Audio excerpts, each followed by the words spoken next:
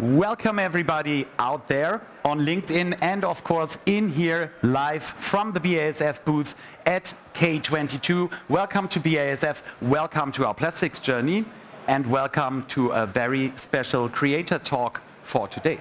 We're going to talk about how we can transform industries in very challenging times. Here at BASF, we are in our plastics journey, and I also invite everybody who is still standing around here to take a little journey to our stage here. You can find a comfortable seat and listen to our creator talk.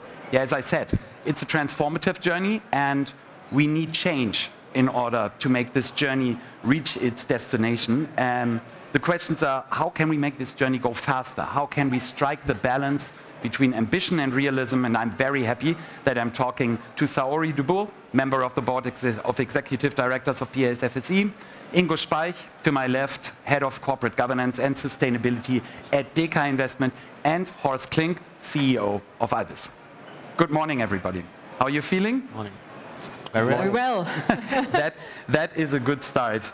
I'm going to start by also highlighting the current situation that we're in, Saori. I mean, we are all aware of the massive political and economic challenges that we are in, but we're here not so much to talk only about the challenges, but also about the solutions, or mainly about the solutions. So what makes you confident that the journey, this transformative journey, will actually happen?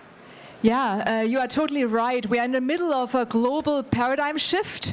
So coming from the age of globalization, where we all grew with market shares, going out into the world, we are now seeing that we are in the beginning of the next S-curve, where at the center stage, it's all about smart resource usage. And this is not only true for sharing and leasing models that come up, it's true for the materials that you see here in the booth. But also if you think about the recent crisis we had, Ukraine, it's also about energy, the question of where to get energy in future. How does this transform? And this is why I think the next decade and the next S-curve of growth is linked to a better, efficient resource usage. And why am I confident that sustainability is key? Because, a good strategy is not, as I said this morning, just looking at the trends and then looking at how do you position yourself according to each trend. It's more about if sustainability and if climate change is relevant in 20 years from now still. It's the question, what will remain important? And I can tell you, sustainability will be important even in 20 years from now. So every advantage, every millimeter of advantage we create is true competitive edge, and it's happening. You can see this here. So sustainability is here to stay, no matter what the maybe short-term challenges are. Ingo, from your perspective, you're looking at it from a capital markets perspective, actually. How confident are you that this transformation will happen, and why? For us, the main question is not will it happen, how fast will it happen. Okay. So sustainability is part of the solution, and it's not part of the challenge we currently see.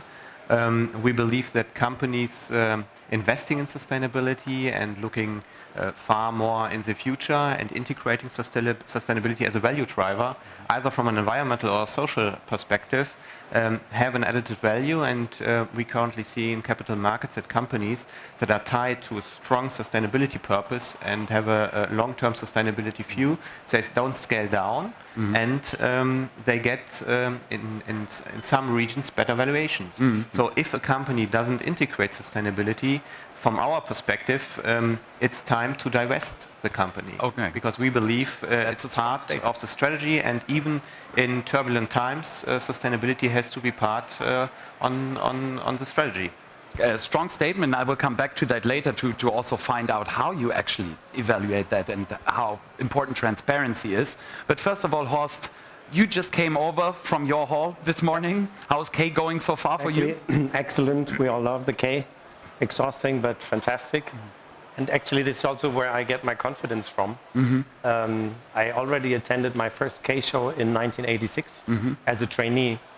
And while it was all about performance and quality, this is now a given. And when you look across this K show and how the producers are in control of this topic to speed up the journey towards a more sustainable future, producers like BASF, innovation powerhouse, is very deep in this topic. We just learned also this morning, you're controlling the monomers, the polymers, the additives, the modifiers along the entire supply chain. And when you walk across this K-show, there's so much positive energy around. I'm confident that this journey towards a more sustainable future will continue. This is also definitely what we are feeling and getting back here at the BASF booth. For the people who are here at K and listening to this talk right now, I also invite you to write down your questions. If you have, we'll have some time for a Q&A later, so write down your questions, and there is a lovely colleague who will bring it to me later on. Also for the people on LinkedIn, definitely you can use the chat to ask your questions. Some of them will be answered by the colleagues in our offices in Ludwigshafen, and some will be answering right here. Back to you, Ingo, and back to your statement on how you evaluate companies. Tell us a little more about what role the capital markets actually play on this journey. Are you a catalyst for a change, and how much push can you actually generate? Capital markets can be a catalyst if the asset flows, the money where we invest in, is transferred to the companies that have a strong sustainability focus, that have a long-term view on sustainability, whereas other companies that are pretty weak or maybe have no climate strategy, have no targets that are ambitious enough, it's also going away, the money. And this is one selection process, and it's also intended by regulation. When you read the European regulation, it's clear that capital markets has a responsibility beside their own positioning. And the next step would be to evaluate companies on environmental, on social, and on governance topics. Governance is most often not in the focus, but from our perspective is also part of sustainability. So we have an ESG, environmental, social governance focus, and evaluate each company on certain data points. We have up to 250 data points, for example, and are able to do a real monitoring. So we have a controversy monitoring, where you see what's going on in the internet, in the media, and we can get a pretty good impression how the company is reacting, and can move very fast. And the last step capital markets can do, we are owner of companies if the company is listed on an equity market, so we are shareholders. We do engagement, we do active ownership, and in this sense we are able to push management boards in the right direction from our perspective in terms of sustainability. If the company doesn't move, there's a chance to vote against the management, to vote against the board, the supervisory board. And the last step would be if there's no chance to get the company moving in the right direction, then we pull out, divest. And that's, by the way, the intended consequence by regulation as well.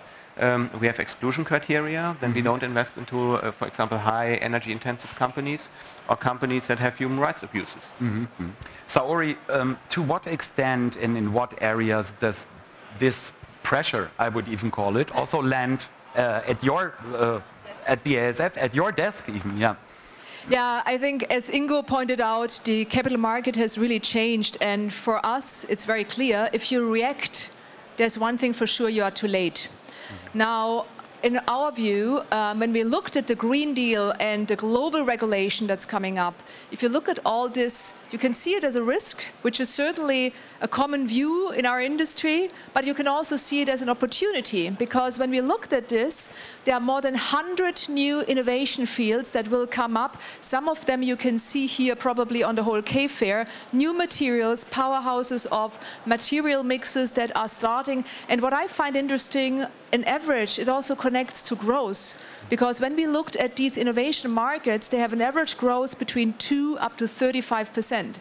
So there is a huge opportunity, which we never talk about so much, you know, in the industry. And I can only encourage you, why not looking also from the positive side? The capital market itself, as Ingo pointed out, is very clear, and that's the pressure on the boards. And this has a reason. We have globally 310 billion of global climate impact damages. And we can see see this even in our businesses. If you think about land that we lost due to droughts, water will become an issue.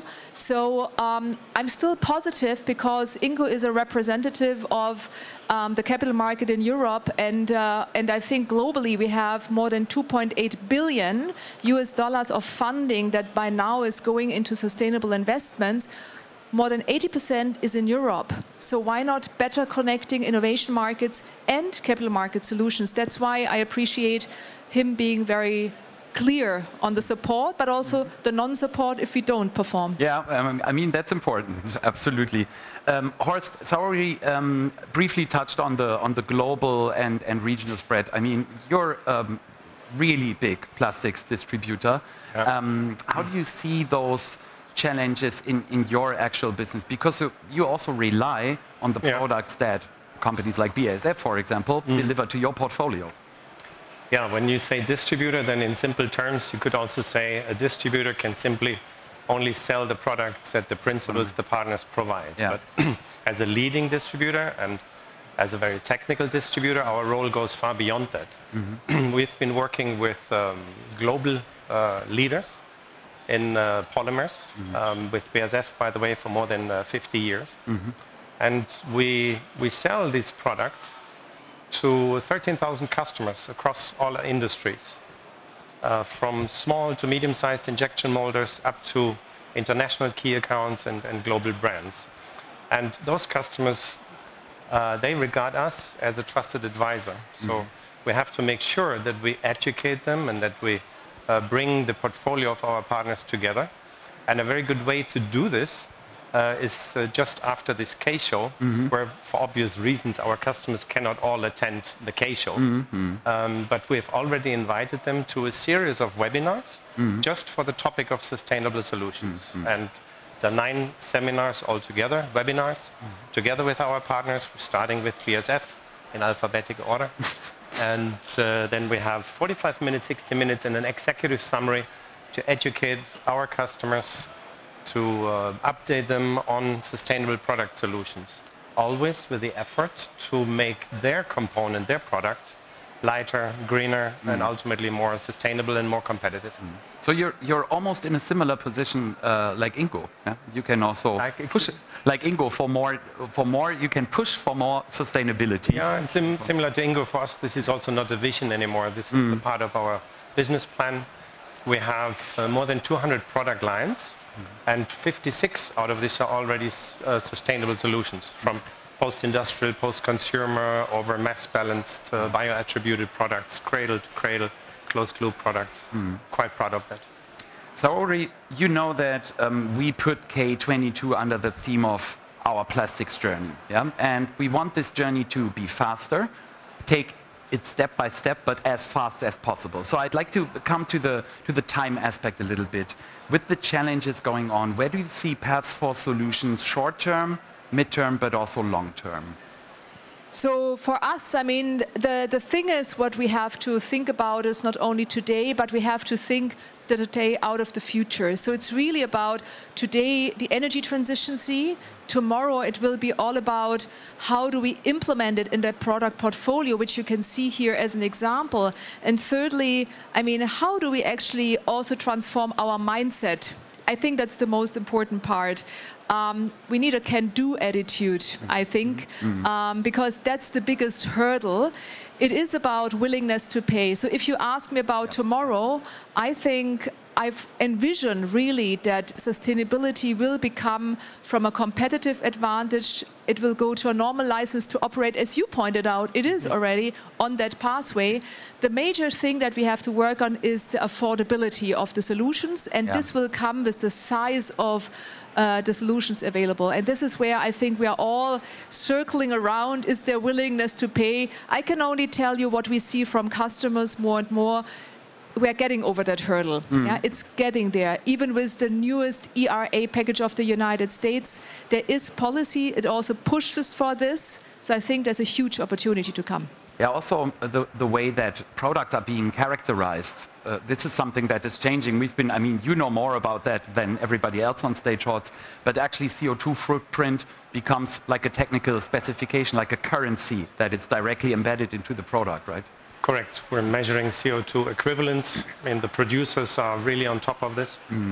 We're quite happy that now we have, since last Wednesday, 2 more product lines, because BASF has just launched the low product carbon footprint portfolio. We always said we need a product to sell. This is immediately available for sale, so this is a fantastic timing, and we were happy to represent that. As we said, step by step and as fast as possible. Quick note for the people who are just joining us live on LinkedIn. We had a little bit of a technical hiccup, so the live stream started with a little delay. You're right in the middle of the session, and we will make a recording available as soon as we are finished with our discussion here. Ingo. Transparency is the topic I would like to talk about. I mean, you mentioned all the things that you know, all the data points that you generate. How important is it for you that also companies live this transparency? What are your expectations? Yeah, it comes down not only to the reporting line. We are going to see, at least in Europe, a new accounting standard on sustainability starting in 2024. It's very important for us to get current data, to get the data in the right format. Maybe it sounds a little bit nitty-gritty, but that's one of the biggest challenges we have. Second one, transparency in terms of value chain. It's pretty clear how a company operates in itself, so the core of the company. But when we go beyond the border of the company and go in the value chain, in the supply chain, things are getting different. It's highly complicated to get transparency.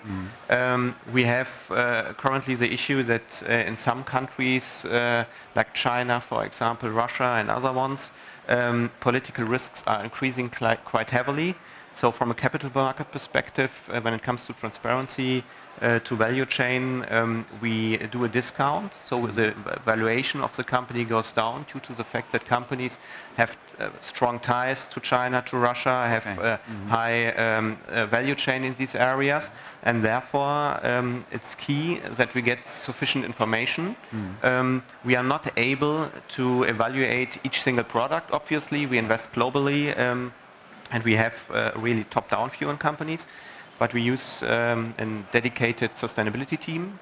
So we have a proprietary ESG team, and they are doing the research. And in addition, we take research from rating agencies, for example, to get a spot-on valuation and can act quickly. That's the most important part for us, to get things done and to get, without any time delay, without any time lag, our decision done, because capital markets react pretty fast. And if the news out, basically you have to do it immediately. Right. You mentioned the transparency across the value chain, and Saori, this is also a message that we want to send out here at K, that we need new partnerships beyond traditional relationships across the value chain along this journey. How do we find those partners? Yeah, I mean, as you saw in the climate change debate, our challenges are linked to systems, to the whole system globally. And this is why system partners are so important. So what we are currently looking at is partners far beyond the traditional customer-producer relationship, because what we both need is, for example, a whole value chain where recycled materials come from. So we need, from the appliances, the producers, the ones that look into recycling methodologies. We need the ones that collect waste. We need actually also the dialogue with investors. Understanding also what are global reporting trends. So as you can see, it's much more multifold than in the past. And this is why this trade fair here, the booth is open. Yeah, it's a sign for the openness towards all partners that are in this, because you cannot address sustainability thinking far beyond the past. Or as Oren Heron said that once, I thought this was very nice. He said, the electric light would never have been invented if we would have continued to work on the concept of the candle. And this is what this is all about. We need to think far beyond yesterday, and this is why we are here. How much of a cultural change does this mean also for a company like BASF?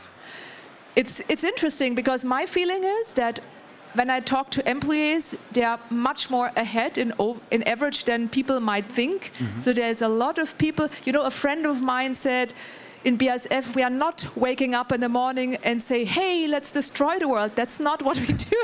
And the opposite is the case. My employees, actually, that I know, say, hey, what can we do? How can we help? How can we support? And this is why what you see here in the trade fair, there are so many ideas, and they come from our employees, nobody else. So for the transformation, I think the biggest challenge for us, and let's stay critical on it, is how can we make sure that we are in line also with regulation? Because that's cumbersome. There are more than 7,000 regulations coming up in the European Union alone, globally even more. And to be compliant in every single angle, that's, I think, our real challenge. It is important that we are compliant, but it is definitely challenging for the industry. It doesn't make it easier in some fields, I assume. Horst, you've been just recently launching and expanding your green product line, your more sustainable product line, as you mentioned already. What feedback are you getting from the market to these solutions? Actually, feedback is quite good. Of course, it varies from country to country, from, let's say, industry segment to industry segment. Personally, I think we received the best feedback from cosmetics and personal care, from from sports and leisure, maybe followed by automotive. So it's always easier when we have access to the global brand owners.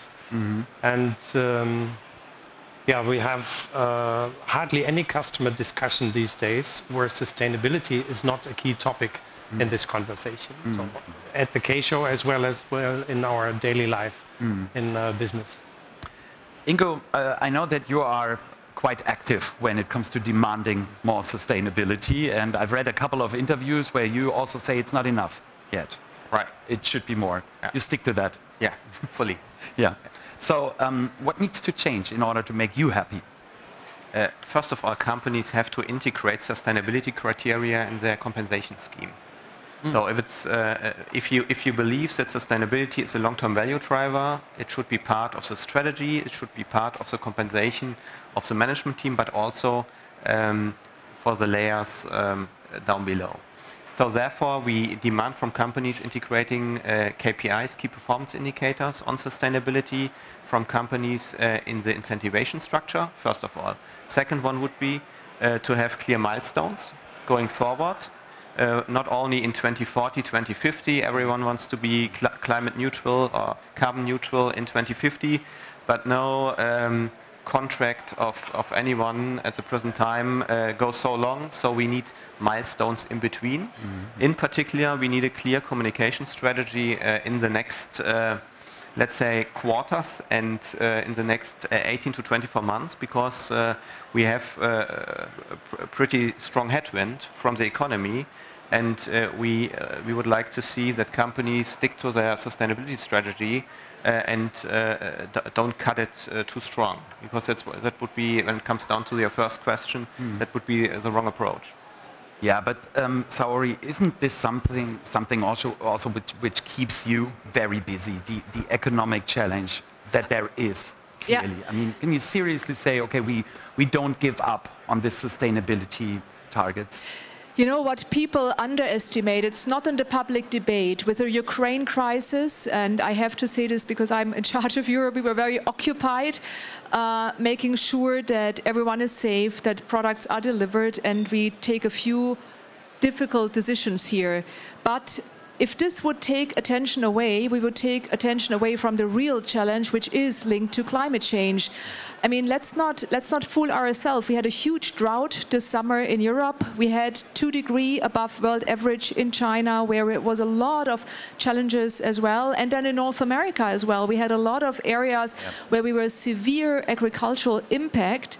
The water issue is totally underestimated. And going from there, I mean, as I said before, a good strategy is about thinking what will remain relevant in 10 years from now, and climate change is here, unfortunately, to stay. And we are all more than responsible to do our job properly here. I think there is a challenge that the attention is taken away.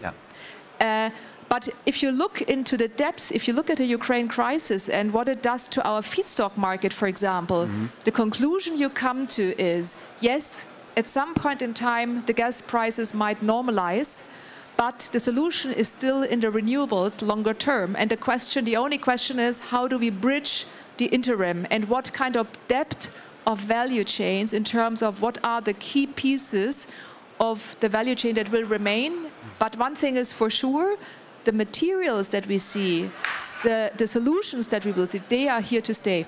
Yeah. Ingo, you wanted to add something? Yeah, we are a long-term investor, and from our perspective, it's a transformation path. We go together as an investor and as a company. And if we put too much pressure on a company and demand, for example, carbon neutral tomorrow, I'm overemphasizing, you can shut down the business. That's the wrong approach. But it makes sense to have pretty clear milestones, ambitious milestones, and you walk along this path, and our task is to get at least ambitious milestones and to make sure that company maybe have a steeper curve than they expect. And it's not only about environment. Everyone is talking about environment. We see a very strong environmental exhibition here on topics on environment, but we believe it's also linked to social aspects. And most of the time, everyone talks about environment, but social is left somewhere in the back. Yeah, and it still needs to be economically viable. I mean, these are the three elements. Right. It's important. Horst, are you at Albis also working with long-term sustainability strategy? Do you have certain milestones to reach? Yes, of course, we do. We also believe, and K-Show is just proof of that, that Europe is advanced in this journey.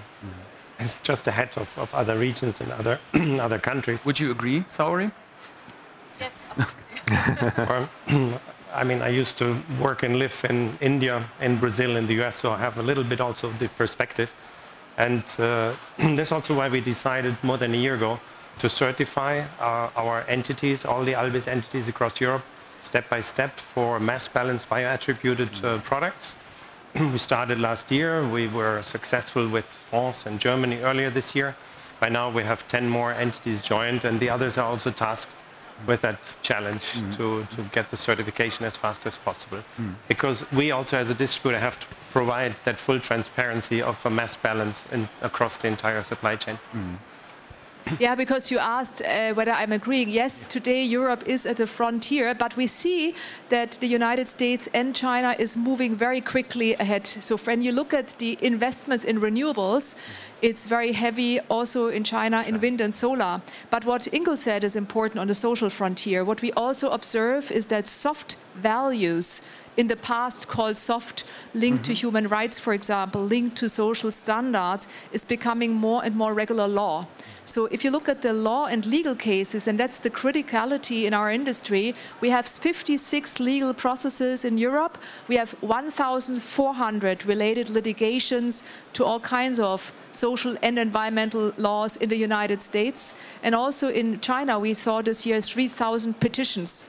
So what I'm trying to say is, this global paradigm shift is not only a shift from a volume-related economy to a value in terms of business model, it's also about values in terms of societal demand, how you govern and how you lead in future. And this becomes very, very difficult for companies. We just had a workshop with human rights specialists, for example, because the question is, what is at the core value of your company? How do you navigate in a global environment where there are so many different views on how values are perceived? Where do you stop? Where do you end? That's the real challenge in these days, I think. I mean, also the topic of value balancing is a topic that is very close to your heart, as I know. Yeah, absolutely. Ingo knows the public debate. Smiling. We started almost 15 years ago with partners to calculate what's the monetarized value that we have on environmental cost and social dimension. Today we have an alphabet soup of methodologies, which is a nightmare, I guess, for you, Ingo, to have transparency on true impact. So that's why we work as BASF together with partners, specifically under Sir Ronald Cohen, who is currently steering an impact task task force from G7 to really get more standards into the reporting landscape. And Ingo, you are actively participating also as a sounding board, because in the end, it's not about the industry, it's also about investors having more transparency on what is greenwashing and what is real. Yeah? And this needs to be measured, and we are in the middle of this debate. But it seems that with all these developments going on, that it's a pretty unique time, actually, in the industry, because from my impression, maybe for the first time, people are really moving in the same direction. Companies, capital markets, hopefully regulation also. The direction is clear. Yeah. The speed is the question. So how fast can a company move? Because we also know if you move too fast and you move faster than your clients, you have also a big issue as a company. And maybe you also have to bring your workforce behind the ideas. It's also a cultural change. Sustainability is in some way kind of change management. You have to change processes, you have to change the behavior, and you have to fully integrate it in your business structure. Yeah. And if you don't do it and you don't accept it as a value driver, someone else will do it for you, and this is related to the European Union. Just look at the current laws regarding the accounting standards. They're pretty tough, they're very ambitious, because the industry wasn't able to fix such a problem. And when it comes down to certain sectors, if the certain sector doesn't move, then someone else will move the sector. Yeah, yeah. That's also what we experience. But I'd like to come back to the change management aspect that you mentioned. Horst, from your perspective, how much do your employees kind of feel that change, and how much are you doing also to make them feel the change towards sustainability? I hope all of them do. We created a hashtag more than a year ago that is called "We Walk on the Green Side of Life." And this walk is also suggesting and indicating that the journey, so it should be on everybody's mind. And we made a lot of noise about this. We made awareness of this. We were in the media, in the social media. We created a couple of articles about it. So we have a strong commitment. The management team committed to double-digit growth for sustainable solutions. So I think we're well on track. And not so much change management needed, because most of us have this in our DNA. We already started with this more than 30 years ago. So the journey is ongoing for quite some time already. Saori, Ingo mentioned the speed aspect once again. If companies do not change fast enough, I mean, with a big chemical company like BASF, I imagine that there are certain things that can be changed a little faster and certain things that, just due to technical reasons, take a lot of time. Can you explain a little bit about that? Yes, it comes very much down to roadmaps. When we, you know, the topic of sustainability is not new to BASF. We are collecting environmental data since more than 40 years with customers. But in 2017, when we asked 9,000 experts and opinion makers globally, what are the themes to come up? You know, it was very, very clear and visible that we would have an explosion of technology. We would see a lot more to come. And then the key is to put this in a clear roadmap. What is first? What comes next? And you have to really design this. This is the discussion we have also in the board. Where are we with the energy transformation? You saw lots of investment in wind parks, for example, energy-related investments at different areas globally where we have debates also, how can we implement this? And we also looked 2 years ago into the Green Deal, the 7,000 regulations, and then we identified what are the risks to the portfolio and what are the chances. And then you have to bring this into strategies. And it's not coincidental that our unit here has so many solutions, because the future you cannot design just from today. You have to be very proactive, and the earlier you start and put it in a roadmap, the better you are timely when it's needed. And this is what makes this so important, then to be there when customers need the solutions. Ingo, I don't even know if you can say that here, but maybe you can say it in a reflected way. How would you evaluate BASF's performance? Oh, it's a tough question. Probably easy to answer. Okay. No, let's say it this way. BASF is in a sector from a sustainability viewpoint. Okay, there BASF in many sectors, but from our perspective, it's the chemical sector. Yeah. The chemical sector itself, from investors' point of view, because we invest globally, is pretty tough. So tough in a sense that the level we demand from the chemical sector is quite high. In particular, BASF has a pretty broad portfolio. There are some chemicals used that are issue. We look at how are the chemicals treated over the value chain. We look at management incentivization, and there BASF is quite good. Diversity at BASF is also, compared to the industry, very well. There are some issues regarding energy intensity, because a lot of facilities are based in Europe and are, let's say, not the latest, from an energy perspective, not the latest standard, because they are built a couple of years or even decades ago. But in general, BASF is on a good way, has some challenges due to the fact that the chemical industry is, from a sustainability investor viewpoint, seen very critical. But I think, Saori, that there is a lot of activity going on right now. I mean, you mentioned the energy transformation. That was something that happened really, really fast. In the beginning, all the investments, there is a lot more going on, I guess. So on the energy side, as I said, there are different layers. One is the general transformation, as I said, on the wind park side, how we put different kind of measures in place, heat pumps, e-furnace, that would go too far now. But what is really critical when we looked at the current gas situation, and that is the challenge that Ingo probably indirectly mentioned, nobody could foresee this easily. But if you see it, it's important to look in scenarios. So what we did over the summer term, we looked into 3 different scenarios, namely, how would this look like if there would be a new normal to BASF? And what does this do to the value chain? What about decoupling scenarios? Yeah, because you cannot be sure what happens tomorrow in the world. And how would BASF look like in an accelerated decarbonization scenario? And when you look at this, it gives you confidence, because the renewable energy is the only competitive energy in where Europe has an advantage. On the fossil side, quite frankly, Europe also mid and long term will have an issue, even if we get cheap fossil fuels. But the issue is, over time, the move will come, and that's why we are investing so heavily in this. And not only this, even the CO2 footprint, where we have a whole database around, is the prerequisite to measure success. And this is why this is so important. It's coming back to the topic of transparency, actually, to making this data available in the very first place so that customers can work with it. Horst, how important is this transparency, also what you get from your suppliers? How important is that transparency aspect to you? Good question, Richard. It's very important.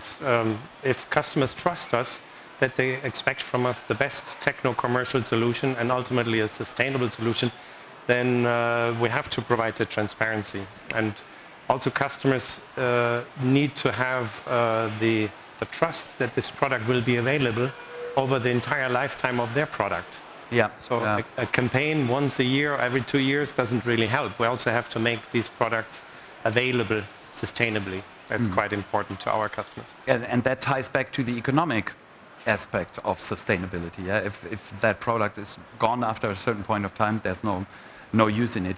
Before we slowly coming to the end of the panel, I'd like to once again invite you to ask your questions on LinkedIn, on the chat, and also invite you here on stage, on site at K22 to bring your questions to the stage. And now we're slowly going to close the panel. I would also like to bring a little bit of a mix of a personal and professional element in here. On your journey towards more sustainability, Ingo, we start with you. What have you done concretely in the past 12 months in order to make the journey go faster? From a professional perspective, to change the mindset inside our company, it's also approach fast, because it's very important if you run a portfolio and you are socialized over the last 2 decades in financials and accounting practices, and someone comes around the corner and tells you now you have to do sustainability. It's also a kind of change management, and that's a big task. It works already. We launched many products. We have pretty high amount of assets under management that are dedicated to sustainability strategies. And our biggest task is to integrate sustainability in a broader sense over the entire value chain, so the entire portfolio management. And overall, we have a dedicated team of 17 people purely doing research on sustainability and doing the sustainability framework. And that's basically our core. Another one would be net zero. So we try to be carbon neutral in the long run with our portfolios, and also we are announcing certain steps within the next 4 weeks, the milestones as I spoke about. So we have own targets that are also ambitious very well, but we can only reach these targets if the, let's say, real economy, the capital markets where the companies are listed, and the companies move in the right direction. That's the important part. Personally, the biggest carbon emissions from my side are housing and traveling. So housing, pretty efficient, let's say it this way. I live directly in Frankfurt. And in terms of transportation, I try to compensate the carbon emissions I produce. For example, when I fly, then I try to compensate it. Step by step and as fast as we can. But it's good to hear that you're as demanding towards yourself as you are towards the customers or companies that you're investing in. Saori, on your journey, the past 12 months, what have you done as a member of the board to move this faster, and maybe also personally? Yeah. Apart from the discussions we have on the sustainability strategy for BASF Group, I think the most important thing today in these times is to give this transformation a positive outlook. And you know why I'm saying this? There's so much innovation, 100 new markets coming up. And if I listen to our society, especially here in Germany, by the way, a lot of people at the moment feel depressed. It's not a good time with the crisis we are in. A lot of people describe problems. I hear a lot of problem describing, but where's the solution? And I would like to make sure that we contribute to solutions. Here are a lot of international partners on this booth. I see a lot of customers from overseas. And I think it's a huge opportunity because the resource economy is something positive. And there is a huge chance in it to create this new economy together. And so I would like to invite the partners to do this together with us. And this is why I'm trying to give the positive opportunity speech, because I hear it so seldom. I hear a lot of doomsaying, but I hear very little solution orientation. And I think BASF is a problem solver, which you can see here. So my invitation to you is, as Alan Key said, the only way to predict future is to create it. And we have to create future together. If we don't do it, there will be no future. I would have to correct you a little bit to go create it, and then you're fully co-created, and then you're fully in line with our theme here. That was a quote from Alan Key. Probably co-creation is even more modern today. We cannot change the quote exactly. afterwards, so we leave it as it is. Thank you. Horst, what about you? Yeah, as Albis is a part of the Otto Krahn Group, we follow the United Nations standards, and as such, it was important to me that we shift as many sales offices of Albis as early as possible to green electricity. That materialized already this summer in Germany. Lower hanging fruits, but it's also a strong signal. At home, I have already installed, more than 12 months ago, 3 solar panels for the production of hot water. So my family, from May this year, with this fantastic summer, until now has not consumed any gas at all. And we just ordered for the remaining space on our roof photovoltaic for the production of electricity. So with the next sunshine, as we're struggling like everybody else with the lead times, we will be, the 4 of us with our 3 dogs, we will be greener than ever before when we have our own independent electricity from the sun next year. Fantastic. It's a professional journey, it's a corporate journey, a financial, it's an innovation journey, also a personal journey for each one of us, as we heard today. Thank you for joining the live stream, live from K22 today. I hope you had a good time listening to our Creator Talk, especially big thank you to everybody who was here for the Creator Talk on site. These are 1,500 square meters of solution thinking and solution orientation, and you're invited to find out what solutions there are. Thank you very much to my panelists for today. Thank you. Have a good rest of the day. Thank you for having us. Thank you. Thank you. BASF. We create chemistry.